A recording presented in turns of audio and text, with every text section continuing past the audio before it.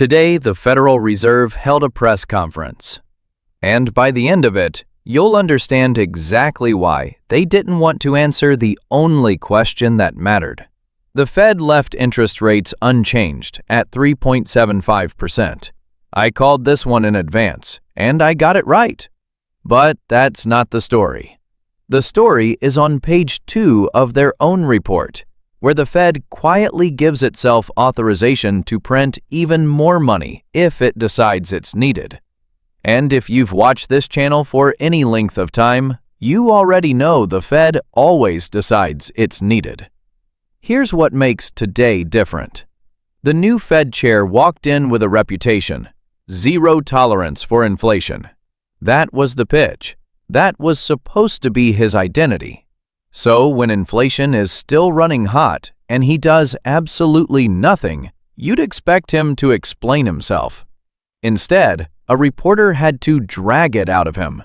She asked him directly, "You've said repeatedly you have no tolerance for inflation. We've had above-target inflation for 5 years. You're not using a magic wand, sure, but you haven't taken action either. So what does no tolerance actually mean if there's no action behind it?" And here's where it gets interesting. He didn't defend the policy. He didn't explain the data. He reframed the entire question. He said what he's hearing isn't criticism, it's impatience. From households, from businesses, from reporters. He reminded everyone his committee has technically only been in the job for 8.5 weeks, even though the problem has been building for over 5 years. Then he said the phrase that should be printed on a t-shirt. "We are on the job. We are focused like a laser, but you don't have to take my word for it." Sit with that for a second.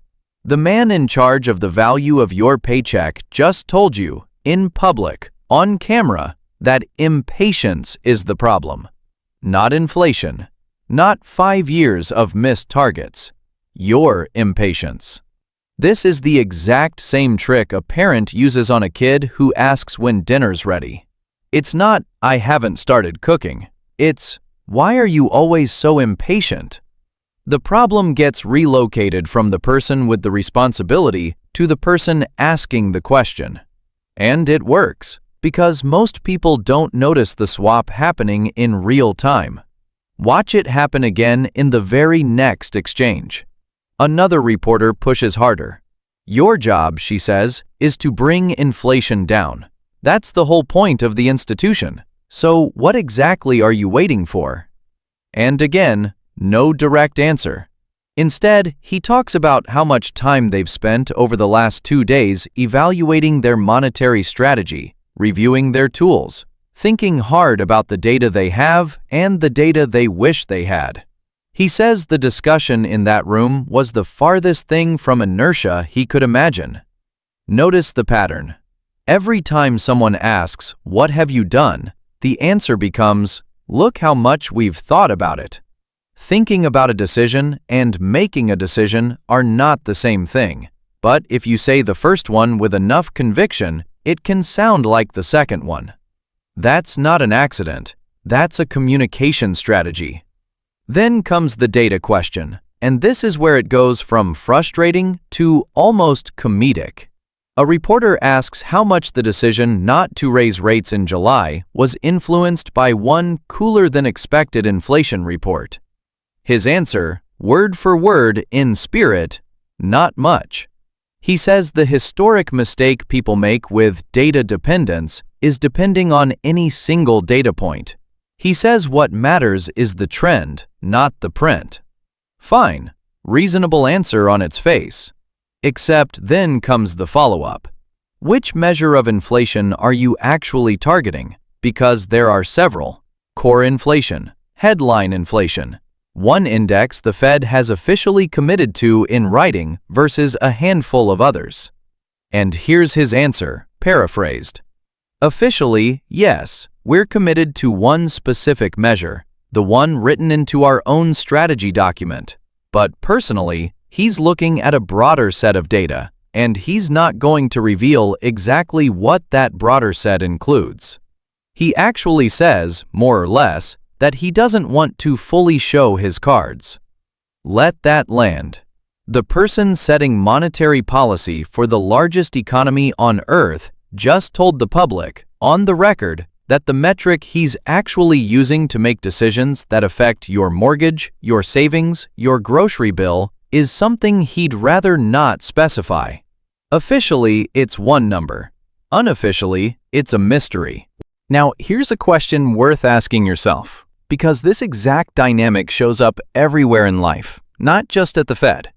When someone in a position of power gives you the official policy with one hand and quietly reserves the unofficial judgment call with the other hand, who actually benefits from that gap?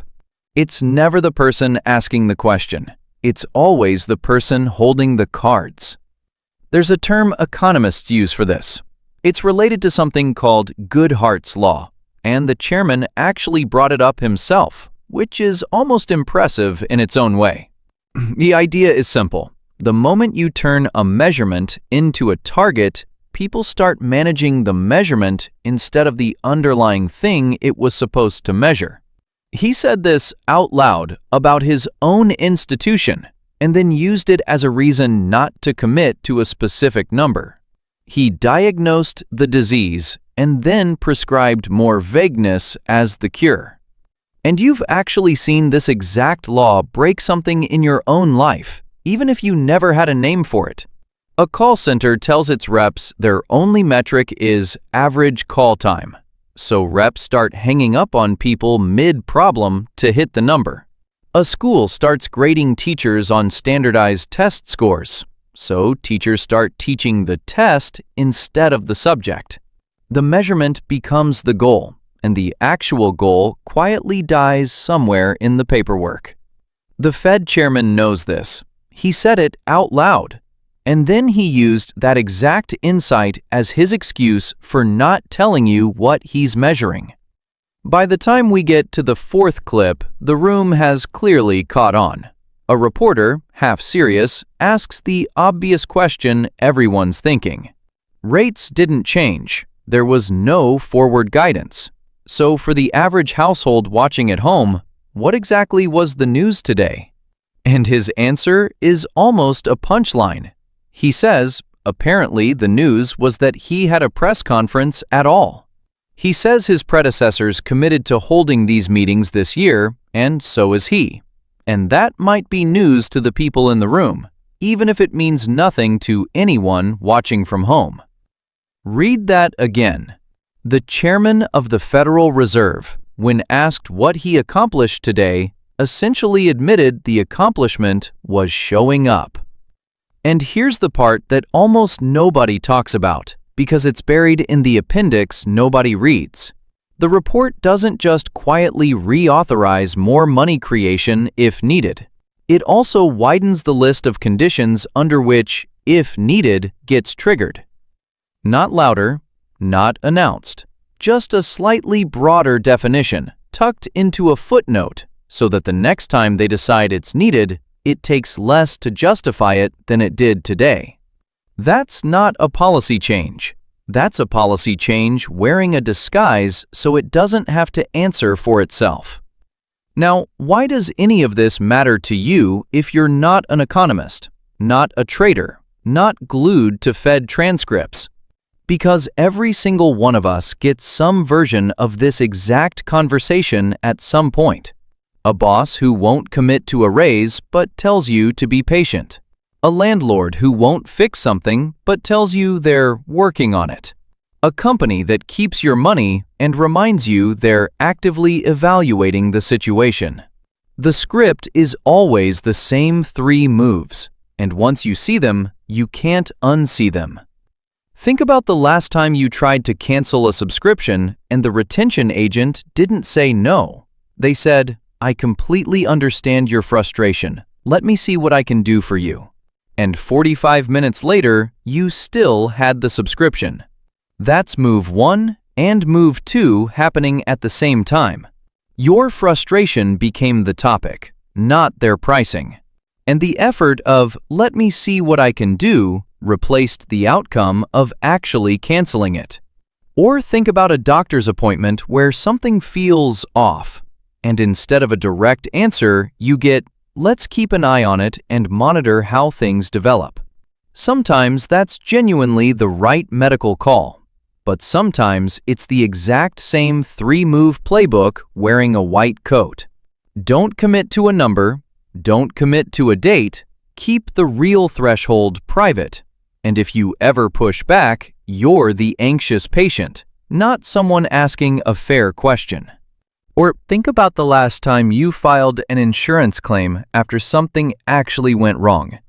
You don't get a yes or a no. You get, "Your claim is currently under review by our specialists." Which sounds official, sounds like effort, sounds like something is happening. Weeks pass. You call back. You get the same sentence, just said slightly slower, as if repetition were an update. Nobody redirected your blame onto your impatience quite as elegantly as the Fed did, but the mechanism is identical.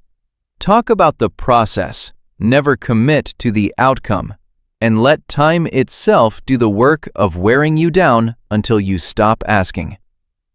Here's the part that's almost more interesting than the tactic itself. Why does this work on smart, skeptical people who would never fall for an obvious lie? Because none of these three moves are lies. Every sentence is technically true. The committee probably did spend 2 days in meetings. The claim probably is, technically, under review by somebody. That's exactly why it's so effective. You can't fact-check a vague sincerity.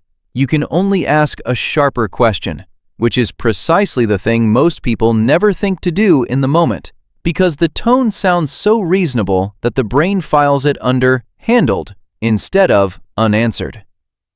Move 1. Redirect the blame. When someone asks why a problem hasn't been solved, shift the frame from their inaction to your impatience. It sounds almost caring. It's not. It's a redirect. Move 2. Substitute effort for outcome. When asked what's been done, describe how much thinking, discussing, and evaluating has happened. Effort talk feels like progress talk. It isn't. A conversation about a decision is not a decision. Move 3. Keep the real criteria private.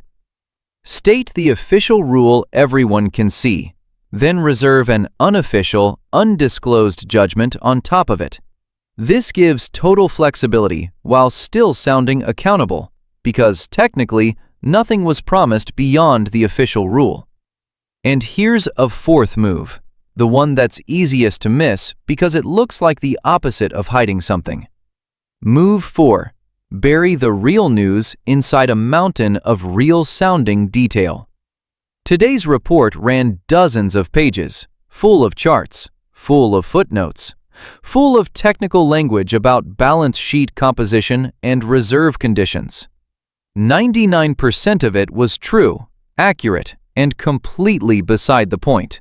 Because the one sentence that actually mattered, the one about expanding the conditions for printing more money, was sitting quietly on page 2, dressed exactly like everything around it. Transparency isn't just about what's disclosed, it's about what's made easy to find. And burying the real answer under real information is its own kind of hiding, arguably a more effective kind, because nobody can accuse you of concealment when everything, technically, was right there in black and white. Here's what's genuinely useful about noticing this pattern. The next time you're on the receiving end of it, whether it's from a bank, an employer, a landlord, or, yes, a central banker, you can ask one very specific follow-up question that cuts straight through it. Not, "When will this be fixed?" Instead, "What specific outcome, by what specific date, will tell us this was handled?" That single question forces effort talk to become outcome talk. Try it. It's uncomfortable for the person on the other side of it because it closes the exact gap they were relying on. Here's what that actually sounds like in 3 different rooms. With a boss. What specific project or metric hit by what date gets me that raise? With a bank or an insurer. What specific document or condition resolved by what date closes this claim? With a landlord. What specific repair completed by what date counts as this being fixed? Notice none of these are aggressive. They're not accusations. They're just precise. And precision is the one thing the vague effort playbook cannot survive. Because the moment a date and an outcome are on the table, "we're working on it" stops being an answer. And if you want to catch move 4 specifically, the buried in detail move, there's a simple test. Ask yourself, if I removed every paragraph except the one answering my original question, how long would this document be? If the answer is 1 sentence and it's on page 2, that's not thoroughness. That's camouflage. And if you're the one holding power in a conversation like this, here's the version worth thinking about honestly. If you ever catch yourself explaining how hard you've been working on something instead of what you've actually delivered, that's worth noticing in yourself before someone else notices it in you. Back to the Fed for a second, because there's one more thing worth flagging. Nothing changed today. No rate move, no new guidance. The money printing authorization stays fully intact, and its trigger conditions just quietly got wider. And yet, the press conference ran 45 minutes, most of which, if you strip out the padding, could have been said in about 2 sentences. We're not raising rates, and we're not telling you exactly why in a way you can independently verify. I condensed 45 minutes into what you just watched. That's roughly 35 minutes I got back for you. And honestly, 35 minutes you probably would have spent listening to variations of "We hear you, we're on it," dressed up in different outfits each time. The takeaway isn't that the Fed is uniquely dishonest. It's that this exact playbook, redirect the blame, substitute effort for outcome, keep the real criteria private, bury the real answer in real detail, is one of the most common power moves in any negotiation, anywhere. And most people go their entire lives without ever naming it out loud. Now you can. If you found this useful, there's another breakdown on the screen right now that goes deeper into exactly how the Fed creates the money it's authorizing itself to print. Thanks for watching Wealth Tom.